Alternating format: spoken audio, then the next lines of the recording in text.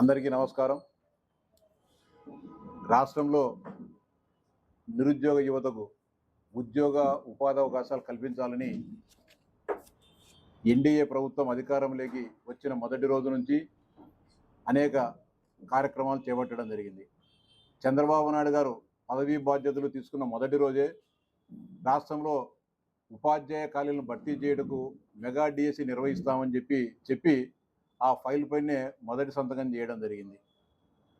మధ్యలో కొన్ని ఎస్సీ వర్గీకరణకు సంబంధించి సమస్యలు రావడంతో కొంత ఆలస్యంగా డిఎస్సి పరీక్ష ప్రక్రియ ప్రారంభమై 145 రోజుల్లోనే ఆ ప్రక్రియను పూర్తి చేసి ఒకే రోజున 16,000 పైచిలుకు ఉపాధ్యాయ పోస్టులను భర్తీ చేసి ఒకే రోజున ఒకే సమయంలో వాళ్ళందరికీ కూడా అపాయింట్మెంట్ ఆర్డర్లు ఇవ్వడం జరిగింది. ఉద్యోగాల్లో చేరి వారి వారి విధుల్లో వాళ్ళు బాధ్యతలు నిర్వహిస్తున్న సమయంలో దాదాపు 10 నెలల తర్వాత డిఎస్సిలో అక్రమాలు జరిగాయని చెప్పి వైఎస్ఆర్సీపీ నాయకులు మాజీ ముఖ్యమంత్రి జగన్మోహన్ రెడ్డి గారు కొన్ని ఆరోపణలు చేయడం జరిగింది. ఎక్కడైనా సరే పేపర్ లీక్ కానీ ఉద్యోగ నియామకాల్లో అవకతవకలు జరిగితే వెంటనే అంటే వారం రోజులకో 10 రోజులకో మరుసటి రోజు అన్నీ కూడా బయటకు వచ్చే పరిస్థితి ఉంటుంది. ఇప్పుడు నీట్ పరీక్ష లీక్ అయింది. లీక్ అయిన కొన్ని గంటల్లోనే నీట్ పరీక్ష పేపర్లు లీక్ అయ్యాయని చెప్పి బయటకు వచ్చిన తక్షణం ఆ పరీక్షను రద్దు చేయడం జరిగింది. డిఎస్సి ప్రశ్నపత్రాలు కానీ లేకపోతే నియామకాల్లో ప్రక్రియలో కూడా ఎలాంటి అవకతవకలు జరగకపోయినా ఒక అబద్ధాన్ని పదే పదే చెబితే నిజమని నమ్ముతారనే గోబెల్స్ సూత్రాన్ని వంటబట్టించుకున్న జగన్మోహన్ రెడ్డి గారు దాన్ని డిఎస్సిని ఒక అజెండాగా తీసుకొని రాష్ట్రంలో వివాదాలను లేవనెత్తడం జరుగుతోంది. అనేక సందర్భాల్లో అటు తెలుగుదేశం పార్టీ నాయకులకు మేము కానీ ప్రభుత్వ విద్యాశాఖ అధికారులు కానీ స్పష్టంగా వారు చెబుతున్న అలిగేషన్లకు స్పష్టమైన సమాధానాలు చెప్పినప్పటికీ వాటిని పట్టించుకోకుండా చర్చిద్దామని చెప్పినా కూడా చర్చకు రారు. కానీ మళ్ళీ చర్చకు రాండి అని చెప్పి సవాల్ చేస్తూ ఉంటారు. కేటగారికల్గా వాళ్ళు చేసిన అన్ని వివరాలను అన్ని గ్రీవెన్సెస్ను సమర్థవంతంగా అర్థమయ్యే విధంగా చెప్పినప్పటికీ రిలే దీక్షలు, ధర్నాలు, ప్రదర్శనలు, ర్యాలీలు అంటూ రాష్ట్రంలో యువతలో ఒక గందరగోళాన్ని సృష్టించాలనే ఒక ప్రయత్నం జరుగుతూ ఉంది. అడుగుతా ఉన్నాం, వైఎస్ఆర్సీపీ నాయకులు గత 4-5 రోజులుగా నిరాహార దీక్షలు చేస్తున్నారు. నిరాహార దీక్షలు చేసే వాళ్ళకు కానీ వాళ్ళ కుటుంబ సభ్యుల్లో కానీ ఎవరికైనా డిఎస్సి పరీక్ష రాసి నిజంగా అన్యాయం జరిగింటే మీరు కూర్చుంటే న్యాయమే.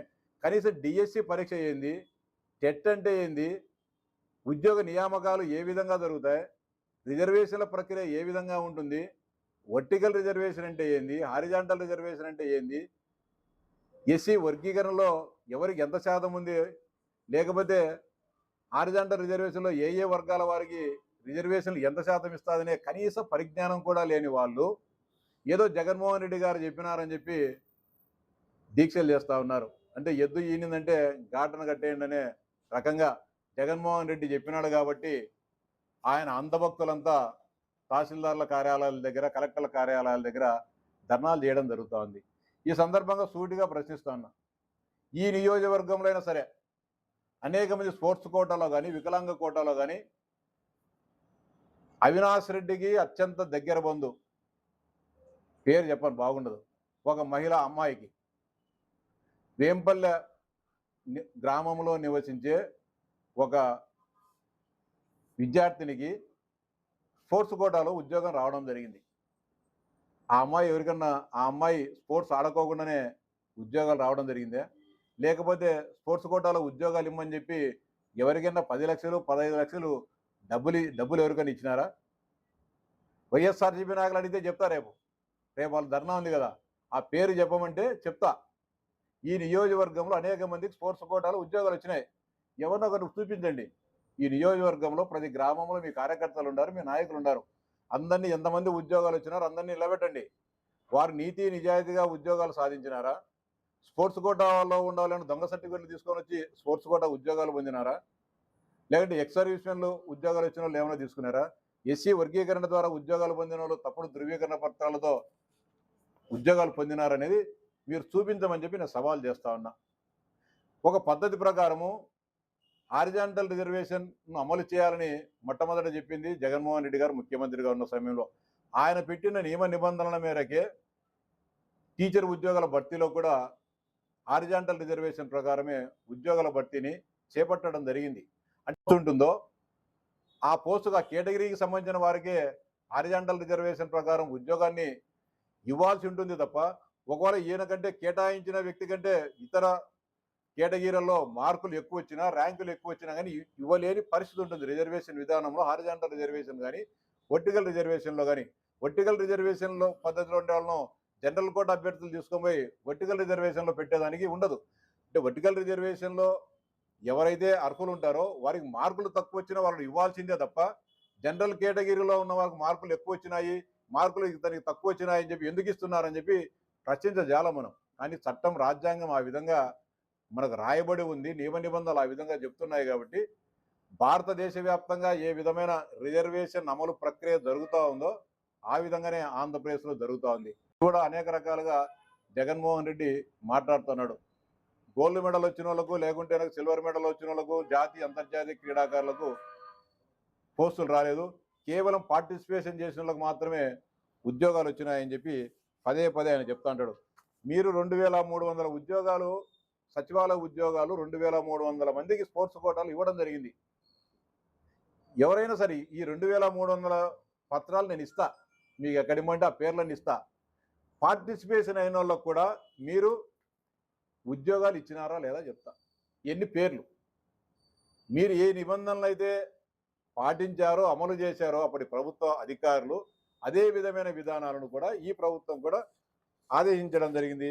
ఇవన్నీ కూడా పార్టిసిపేషనే. ఈయన పేరు ముస్తాఫా.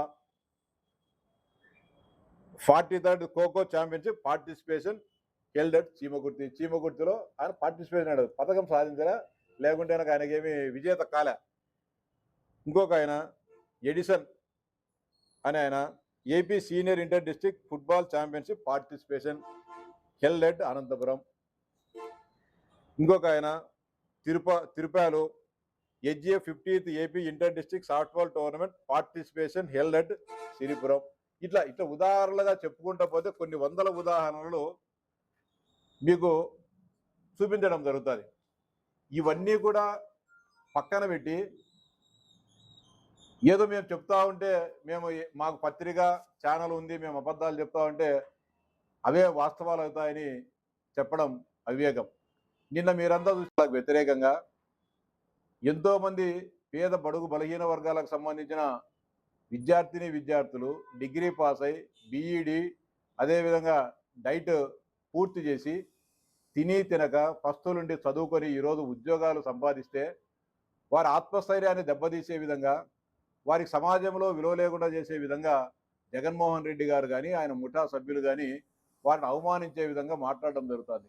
నిన్న రాయలసీమ జిల్లాలకు సంబంధించిన 4000 మంది ఉపాధ్యాయులు కర్నూలులో స్వచ్ఛందంగా మా ఆత్మస్థైర్యాన్ని దెబ్బతీయొద్దు, మమ్మల్ని అవమానించదు జగన్మోహన్ రెడ్డి, మీ రాజకీయాల కోసం మమ్మల్ని బలి చేయొద్దని చెప్పి ఒక పెద్ద ర్యాలీ చేయడం జరిగింది. ఇప్పటికి దానికైనా చూసి జగన్మోహన్ రెడ్డి గారికి, ఆ పార్టీ నాయకులకు కనువిప్పగలగాలని చెప్పి డిఎస్సిలో జరుగుతాయని చెప్తారు. మీరు ముఖ్యమంత్రిగా ఉన్న కాలంలో గ్రూప్ 1 ఉద్యోగాల్లో జరిగిన అవినీతి అరాచకాలు దానికి ఎందుకుగాని జరిగినాయి, దానికి ఎందుకని సమాధానం చెప్పడం అడుగుతున్నా. రేపు ర్యాలీలో చెప్పండి. రేపు ర్యాలీలు పెట్టారు రాష్ట్ర వ్యాప్తంగా, గ్రూప్ 1 నియామకాలను సక్రమంగా జరిగినాయి, జగన్మోహన్ రెడ్డి నిజాయితీగా వ్యవహరించినాడు అని ఎందుకని మీరు మాట్లాడలేకున్నారు? ఈరోజు కోర్టు దానిలో జోక్యం చేసుకొని మళ్ళీ గ్రూప్ 1 పరీక్షల పత్రాలన్నింటిని కూడా రెండోసారి పేపర్లు దిద్ది నియామకాలు ఇవ్వడం జరిగింది. అయినప్పటికీ కూడా రాష్ట్ర ఉన్నత న్యాయస్థానం దాని మీద సిట్టు వేసి ఈరోజు మరోసారి సమగ్రంగా పరిశీలించడం జరుగుతుంది. 163 మంది గ్రూప్ 1 అధికారుల పరిస్థితి, వారి భవిష్యత్తు ఈరోజు అగమ్య గోచరంగా ఉండడం జరుగుతుంది. ఉద్యోగాలు ఉంటాయో తెలియదు, పోతాయో తెలియదు. నిజాయితీగా చదువుకున్న వారి పరిస్థితి ఆందోళనకరంగా ఉంది. ఎవరికి దీనికి కారణం? జగన్మోహన్ రెడ్డి అనే వ్యక్తి కారణం కాదంట. పేపర్లు ఎవరితో దిద్దించినారు?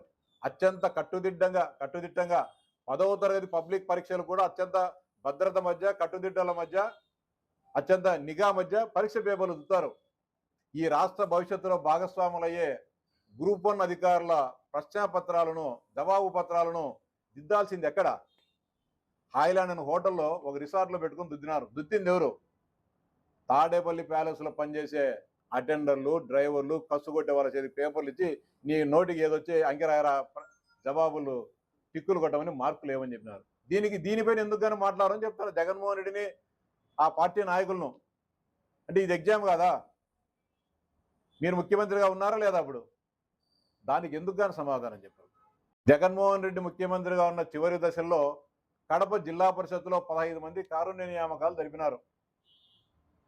కారుణ్య నియామకాలు అనేది ఏదైనా ప్రభుత్వ ఉద్యోగం చేస్తూ ఆ వ్యక్తి కనుక చనిపోతే ఆ కుటుంబాన్ని ఆదుకోవడం కోసం ఆ కుటుంబ సభ్యులు అర్హులైన వారికి ఒకరికి ఉద్యోగాలు ఇవ్వడం జరుగుతుంది. భార్య కానీ, కొడుకు కానీ, కూతురు కానీ ఎవరైతే అర్హులు ఉంటే. మీరు ఇచ్చిన 15 మందిలో జిల్లా పరిషత్ కారుణ్య నియామకాల్లో వాళ్ళ ఇళ్ళలో ఎవరు సరిపోలే. వాళ్ళు ఉద్యోగస్తులే కాదు, ఈ సంబంధమే లేదు. ఒక్కొక్కరితో 15 నుంచి 25 లక్షల రూపాయలు డబ్బులు తీసుకొని మీ నాయకులు బోగస్ డెత్ సర్టిఫికెట్లను, బోగస్ ఉద్యోగస్తులను సృష్టించి వారందరికీ కూడా ఉద్యోగాలు ఇచ్చిన మాట వాస్తవమా కాదా? గ్రూప్ 1 కారుణ్యాలు కాదు, డిఎస్సి గురించే మాట్లాడదాం. రాజశేఖర రెడ్డి గారు 2004 నుంచి 2009 వరకు రాష్ట్ర ముఖ్యమంత్రిగా ఉన్నారు. ఆయన కూడా ముఖ్యమంత్రిగా ఉన్న సమయంలో 2006 సంవత్సరంలో డిఎస్సి నిర్వహించడం జరిగింది. ఉపాధ్యాయ ఖాళీలను భర్తీ చేయడం జరిగింది. రాష్ట్రంలో అన్ని జిల్లాల్లో భర్తీ చేసే ప్రక్రియలో భాగంగా ఉమ్మడి కడప జిల్లాలో కూడా జరగడం జరిగింది. ఇక్కడ కడప జిల్లాకు సంబంధించిన ఉపాధ్యాయ భర్తీ ఈ పరీక్షలు పూర్తయిన తర్వాత ఈ బండిల్స్ అన్ని పేపర్స్ను కరెక్షన్ చేసేదానికి బండిల్స్ అన్ని సీల్ చేసి జవాబు పత్రాలను హైదరాబాద్కు తీసుకొని పోయే క్రమంలో ఏం జరిగిందో వైఎస్ఆర్సీపీ నాయకులు గుర్తుకు తెచ్చుకోవాలా. అంటే దాదాపు 20 సంవత్సరాల క్రితం జరిగిన సంఘటనను ఈ సైకో బ్యాచ్ గుర్తుకు తెచ్చుకోవాలా. రాజశేఖర రెడ్డి గారి సమీప బంధువులు, అప్పుడు ముఖ్యమంత్రిగా ఉన్న రాజశేఖర రెడ్డి గారి సమీప బంధువులు అంటే రక్త సంబంధికులే, రక్త సంబంధికులు అంటే అర్థం చేసుకోవాలి మీరే ఎవరో. జవాబు పత్రాలను తీసుకొని పోయే వాళ్ళను కర్నూలులో వాళ్ళను లొంగ తీసుకొని భయపెట్టి ప్రలోభ పెట్టి ఒక లాడ్జికి తీసుకొని పోయి బండిల్స్ అన్నిటినీ ఓపెన్ చేయించి మీకు కావాల్సిన వారి పేపర్లన్నిటిని కూడా బయటికి తీసుకొని మీకు కావాల్సిన రోల్ నెంబర్స్ ఉంటాయి, ఆ రోల్ నెంబర్లన్నిటిని కూడా ఇన్ని సపరేట్ చేసుకొని మీరే దుద్దుకొని మీకు కావాల్సిన వాళ్ళతో 5 లక్షలు 10 లక్షల రూపాయలు, 5 లక్షల నుంచి 10 లక్షల రూపాయల వరకు డబ్బులు తీసుకొని వాటన్నిటిని కూడా పరీక్ష పేపర్లు దుద్దిన విషయం వాస్తవమా కాదా? ఓఎంఆర్ షీట్లను తర్వాత 10 రోజులకు 15 రోజులకు బయటపడిన తర్వాత అల్లరైన తర్వాత రాష్ట్రంలో ఎక్కడ జరగలేదు, ఒక్క కడప జిల్లాలోనే జరిగింది. మీ పరిపాలనలో మీ రాజ్యంలో జరిగింది. ఆ పరీక్షను డిఎస్సి కడప జిల్లాలో ఉండే ఉపాధ్యాయ పరీక్షను రద్దు చేసిన విషయం వాస్తవమా కాదా? మళ్ళీ 2007 సంవత్సర పరీక్షను రద్దు చేసి 2007 ఫిబ్రవరిలో మళ్ళీ పరీక్షను నిర్వహించడం వాస్తవమా కాదా? దీనికి సమాధానం చెప్పాలా. పులివెందుల వైఎస్ఆర్సీపీ నాయకులైనా చెప్పాలా, రాష్ట్ర వైఎస్ఆర్సీపీ నాయకులని చెప్పాలా. ఇది మేము చెప్పింది తెలుగుదేశం పార్టీ ఆరోపణ కాదు, ఎఫ్ఐఆర్. మీ నాయకుడు మీ దివంగత నేత ముఖ్యమంత్రిగా ఉన్న సమయంలో కడప జిల్లాలో డిఎస్సిలో అక్రమాలు జరిగాయి. పరీక్ష రద్దు చేసిన తర్వాత ఎవరెవరు బాధ్యులు అని చెప్పి కేసు పెట్టడం జరిగింది. 12/2007 కడప 2 టౌన్లో ఎఫ్ఐఆర్ నమోదు కావడం జరిగింది. దీంట్లో స్పష్టంగా చెప్పడం జరిగింది, కొంతమంది రాజకీయ నాయకులు ప్రలోభ పెట్టి భయపెట్టి 5 నుంచి 10 లక్షల రూపాయలు నిరుద్యోగ అభ్యర్థుల నుంచి డబ్బులు తీసుకొని కర్నూలులో విద్యాశాఖ అధికారులను లొంగ తీసుకొని ఓఎంఆర్ సీట్లను ఓపెన్ చేసి సీల్ తీసి వాటిని మార్పులు చేర్పులు చేయడం జరిగిందని చెప్పి మేము చెప్పలే. మీ నాయన ముఖ్యమంత్రిగా ఉన్న కాలంలో మీ పోలీసులు రాసిన ఎఫ్ఐఆర్ ఇది వాస్తవమో కాదో ఒకసారి సరి చూసుకోవాలి. వైఎస్ఆర్సీపీ నాయకులు చేసింది తప్పు, వీళ్ళు దోచుకుంది వీళ్ళు డబ్బు. అప్పటి కాంగ్రెస్ పార్టీ నాయకులు, ఇప్పుడు వైఎస్ఆర్సీపీ నాయకులు. బలైంది ఎవరు? 5 మంది విద్యాశాఖ అధికారులను ఉద్యోగాల నుంచి తొలగించడం జరిగింది. నేరం చేసింది మీరు, కానీ పాపం అనుభవించింది మాత్రం, దాని ఫలితం అనుభవించింది అమాయకులైన విద్యాశాఖ అధికారులు. ఈరోజు లోకేష్ బాబు గారు దాన్ని నిర్వహిస్తే ఈరోజు దాన్ని బజార్లో వేసి సిబిఐ ఎంక్వైరీ కావాలా, లేకపోతే లోకేష్ గారు రాజీనామా చేయాలని చెప్పి మాట్లాడతారు. మీరు ఎన్ని మాటలు చేయాలా? మీ నాయన ఒకసారి చేయాలా? రాజశేఖర రెడ్డి ముఖ్యమంత్రిగా ఉన్నప్పుడు తన సొంత జిల్లాలో సక్రమంగా ఉపాధ్యాయ పరీక్షలు నిర్వహించలేదు దానికి మీ నాయన ఒకసారి చేయాలా? గ్రూప్ 1 పరీక్షలను గోల్మాలు చేసి కోర్టు చీవాట్లు తినే దానికి నువ్వు ఒకసారి చేయాలా? జగన్మోహన్ రెడ్డి గారు ముఖ్యమంత్రి చేసి నిండాలా? కడప జిల్లాలో కారుణ్య నియామకాల్లో చేసిన దానికి ఎవరు చేయాలో జగన్మోహన్ రెడ్డిగా నేను వదిలేస్తాను. ఆ పార్టీ నాయకులు చెప్పాలి. ఈ 3 దానిలకు ఎవరు బాధ్యత తీసుకుంటారో చెప్పాలా. ఇంకా దారుణం, తెలుగుదేశం పార్టీ నాయకులు తెలుగుదేశం పార్టీ ఎమ్మెల్యేలు, ఎమ్మెల్సీలు, మంత్రులంతా ఈ స్పోర్ట్స్కు, గేమ్స్కు ప్రెసిడెంట్లుగా ఉన్నారు. వాళ్ళంతా అందరికి సర్టిఫికేట్స్ అందరికీ ఎవరు కావాల్సింటే వాళ్ళకు ఇచ్చేసి వాళ్ళందరూ కూడా స్పోర్ట్స్ కోటాలో ఉద్యోగాలు ఇచ్చినారని చెప్పి మరొక పెద్ద ఉపాధగానే వేస్తూ ఉన్నారు. దానికి కూడా మేము చెప్పినాం, అయ్యా కూనా రవికుమార్ గారు కానీ, లేకపోతే విశాఖ పార్లమెంట్ సభ్యులు భరత్ గారు కానీ, వారు ఈ ఏడాది 2026 సంవత్సరంలో ఆయా గేములకు అధ్యక్షులుగా వచ్చినారు. ఈ పరీక్ష జరిగింది 2025 సంవత్సరంలో. కానీ ఇప్పుడు ఉద్యోగాలు పొందిన 382 మంది స్పోర్ట్స్ కోటా టీచర్లంతా కూడా గతంలో రాజశేఖర రెడ్డి గారు ముఖ్యమంత్రిగా ఉన్నప్పుడు సర్టిఫికెట్లు పొందినవారు, చంద్రబాబు నాయుడు గారు ముఖ్యమంత్రిగా ఉన్నప్పుడు సర్టిఫికెట్లు పొందినవారు, జగన్మోహన్ రెడ్డి గారు ముఖ్యమంత్రిగా ఉన్న 5 సంవత్సరాల్లో సర్టిఫికెట్లు పొందినవారు, వారందరూ కూడా ఉద్యోగాలు ఇచ్చారు, ఉద్యోగాలు పొందడం జరిగింది. ఇప్పుడు కొత్తగా ఉద్యోగాలు పొందిన వారు ఎవరు లేరని చెప్పినా కూడా దాన్ని మాత్రం చెప్పరు. కేటగిరికల్గా చెప్తాను. జగన్ ముఖ్యమంత్రిగా ఉన్న కాలంలో ఇప్పుడు ఉద్యోగాలు పొందిన 382 మందిలో 135 మంది క్రీడాకారులకు, జగన్ ముఖ్యమంత్రిగా ఉన్న కాలంలో పథకాలు సాధించిన వారికి, ఆ క్రీడల్లో ప్రతిభ సాధించిన వారికి 135 మందికి ఉద్యోగాలు వచ్చినాయి. రాజశేఖర రెడ్డి గారు ముఖ్యమంత్రిగా ఉన్న కాలంలో ఉన్న వాళ్ళకు 105 మందికి వచ్చినాయి. చంద్రబాబు నాయుడు గారు 1995 నుంచి 2004, 2014, 2019 మధ్య కాలంలో ముఖ్యమంత్రిగా ఉన్న సమయంలో ఉన్నదానికి అంటే 15 సంవత్సరాల కాలానికి గాను 142 మంది క్రీడాకారులకు ఈ 382 మందిలో ఉద్యోగాలు రావడం జరిగింది. ఇది వాస్తవమా కదా? ఈ 382 మందికి సంబంధించిన సర్టిఫికెట్లు ఓపెన్లో ఉన్నాయి. మేము పబ్లిక్ డొమైన్లో పెట్టాం. మీరు కావచ్చిన కానీ మీడియా మిత్రులు కానీ చెక్ చేసుకోవచ్చు. ఈ సర్టిఫికెట్లు కరెక్ట్గా దాంట్లో ఉంటుంది. ఫలానా రామగోపాల్ రెడ్డి ఫలానా క్రీడ ఫలానా రోజు ఆడినాడు, ఫలానా సంవత్సరం ఆడినాడు అనేది నీట్గా ఉంటుంది. ఆ 382 మంది పేర్లు చెక్ చేసుకుంటూ వస్తే ఎవరి పరిపాలనా కాలంలో ఈ సర్టిఫికెట్లు పొందినారని చెప్పి చెప్తా. దీంట్లో ముఖ్యమంత్రులకు కానీ, మంత్రులకు కానీ, రాష్ట్ర ప్రభుత్వాలకు కానీ సంబంధం ఉండదు. అన్ని క్రీడలకు సంబంధించిన ఫెడరేషన్లు ఉన్నాయి. ఆ ఫెడరేషన్ల ఆధ్వర్యంలో జరిగే క్రీడాకారులకు ఆయా వాళ్ళ అర్హతలను బట్టి సర్టిఫికెట్లు ఇవ్వడం జరుగుతుంది. అది ఆ ఫెడరేషన్లు ఇచ్చిన సర్టిఫికెట్ జెన్యునా కాదా అని చెప్పి పరిశీలించే బాధ్యత మాత్రమే ప్రభుత్వంది. ఈరోజు రాష్ట్ర క్రీడా ప్రాధికార సంస్థ కానీ, లేకపోతే క్రీడా ప్రాధికార సంస్థ కానీ సర్టిఫికెట్ డైరెక్ట్గా ఇవ్వదు. ఇప్పుడు క్రికెట్లో సర్టిఫికెట్ ఎవరు ఇస్తారు? నేషనల్ లెవెల్లో ఇంటర్నేషనల్ బీసీసీఐ వాళ్ళు ఇస్తారు. ఆంధ్రప్రదేశ్లో ఆడితే ఆంధ్ర క్రికెట్ అసోసియేషన్లు ఇస్తారు. కడప జిల్లా పరిధిలో అంతా కడప క్రికెట్ అసోసియేషన్లు సర్టిఫికెట్లు ఇస్తారు.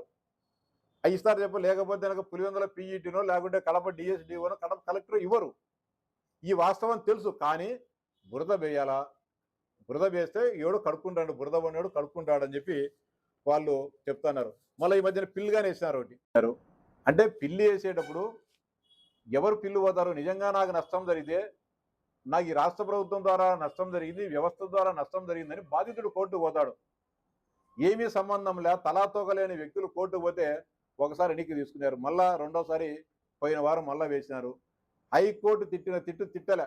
నీకేం సంబంధం అయ్యా, వైఎస్ఆర్సీపీకి ఉద్యోగాలకు ఏం సంబంధం అని స్పష్టంగా ప్రశ్నించింది. అన్యాయం జరిగింటే కోర్టుకు వస్తారు ఎవరైనా సరే. ఈ కాలంలో కోర్టుకు పోయేదానికో, పోలీస్ స్టేషన్లు పోయేదానికో, తిరుగుబాటు చేసేదానికి ఎవరు భయపడరు. నిజంగా ఎవరికి అన్యాయం జరుగుతుందో వాళ్ళు ఖచ్చితంగా వారికి న్యాయం జరిగేటంత వరకు పోరాటం చేయడం జరుగుతుంది. వాళ్ళు ఎవరు పోలే. కొంతమంది పోతే వాళ్ళకు సంబంధించిన కోర్టుకే రాష్ట్ర ప్రభుత్వం సమగ్ర వివరాలు చెప్పిన తర్వాత వాళ్ళంతా కూడా పిటిషన్లు వెనక్కి తీసుకోవడం జరిగింది. మేము పొరపాటుగా అవగాహన లేకోకుండా ఈ రిజర్వేషన్ ప్రక్రియలో మాకు అవగాహన లేక మేము పొరపాటు అపోహ పడినామని చెప్పి ఈరోజు 3.5 లక్షల మంది రాస్తే 16,000 మందికి ఉద్యోగం వచ్చింది. ఇంకా దాదాపు 3,44,000 మందికి ఉద్యోగాలు రాలే, 34,000 మందికి ఉద్యోగాలు రాలే. వాళ్ళు వచ్చి రావచ్చు కదా. నిజంగా వాళ్ళందరికీ అన్యాయం జరిగింటేనో, లేకుంటే పేపర్ బయటకు వచ్చింటేనో, ఉద్యోగాలు అమ్ముకొని ఉంటేనో వాళ్ళందరికీ తెలిసిపోతాయి. వాళ్ళందరూ రోడ్లు ఎక్కాల.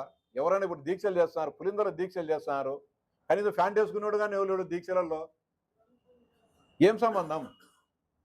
నిజంగా బాధితులు ఎవరైనా వచ్చి దీక్ష చేస్తే వారికి సమాధానం చెప్పేదానికి రాష్ట్ర ప్రభుత్వం సిద్ధంగా ఉంది. ఈ రోజు కానీ ఇదో పలానా వలన నాకు అన్యాయం జరిగిందని నేను ఫీల్ అవుతా ఉన్నా, నాకు దీనిపైన వివరణ ఇవ్వమని చెప్తే అందరూ కూడా సమగ్రంగా వివరణ ఇచ్చేదానికి ఉంది.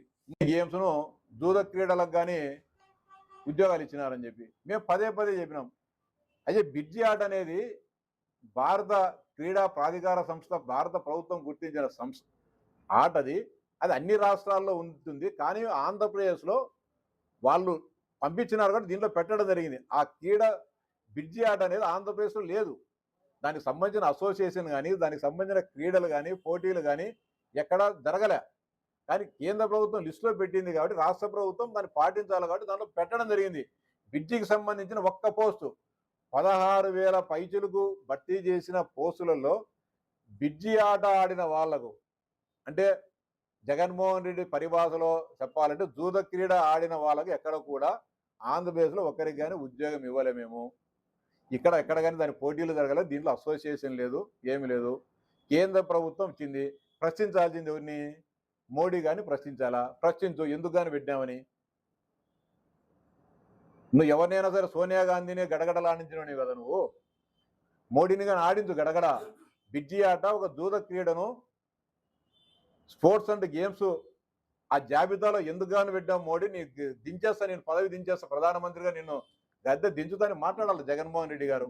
ఎందుకని మాట్లాడడంలే? దాని కూతెత్తారు రువే మాట్లాడాలి కదా. మీ పార్లమెంట్ సభ్యులు మాట్లాడమని చెప్పండి, ఈ ఎంపీ గారిని మాట్లాడమని చెప్పండి, అవినాష్ రెడ్డి గారిని. బిడ్జి ఆట జూద క్రీడ ఎందుకు కానీ మీరు క్రీడా అంశాల్లో చేర్చినారు, ఇది తప్పు, తీసేస్తారు లేదా అని చెప్పి పార్లమెంట్లో ప్రధానమంత్రి మోడీ గారిని, క్రీడా శాఖ మంత్రి నిలదీయాలా? అది చేయరు. ఈడ కూర్చుండేదును ప్రశ్నించాల్సిన చోట ప్రశ్నించరు, సమాధానం చెప్పలేని చోట ప్రశ్నిస్తూ ఉంటారు. ఇది ఎంతవరకు న్యాయమో? పార్టీ కార్యకర్తలకు అందరికీ స్పోర్ట్స్ కోటాలు ఇచ్చినారని చెప్పి ఒకరిని చూపించండి. నేను శాసనమండలి సభ్యునే, నేను రాష్ట్ర ప్రభుత్వంలో భాగమే, నా దగ్గరికి కానీ చాలా మంది ఏమైనా ఉద్యోగాలు ఏమైనా ఇప్పిస్తుంటే కాదయ్యా, అంత పారదర్శకంగా నిజాయితీగా జరుగుతాయని స్పష్టంగా చెప్పినా అప్పుడు చెప్తాను, ఇప్పుడు కానీ చెప్తాను. ఎవరికైనా ఏ తెలుగుదేశం పార్టీ నాయకుడి కొడుకైనా, కూతురికైనా, తమ్మునికైనా, బావకైనా, బామార్దికైనా కానీ ఈ స్పోర్ట్స్ కోటాలో ఒక్కరిని చూద్దాం. ఎక్కడ లేదు. పారదర్శకంగా జరిగిన దాన్ని తెలుగుదేశం వాళ్ళకి ఇచ్చారని చెప్పి వచ్చినా నేను చెప్తా. వైవి సుబ్బారెడ్డి దగ్గర పనిచేసే అత్యంత ముఖ్య అనుచరుడు, మన నియోజకవర్గానికి సంబంధించిన వ్యక్తికే టీచర్ ఉద్యోగం వచ్చింది. నేను రాకూడదని చెప్పలే. ఆ అబ్బాయి క్వాలిఫికేషన్ ఉంది, చదువుకున్నాడు, పరీక్ష పాస్ అయినాడు, నిజాయితీగా చదువుకుని ఉద్యోగం సాధించాడు. తప్పేముంది దాంట్లో?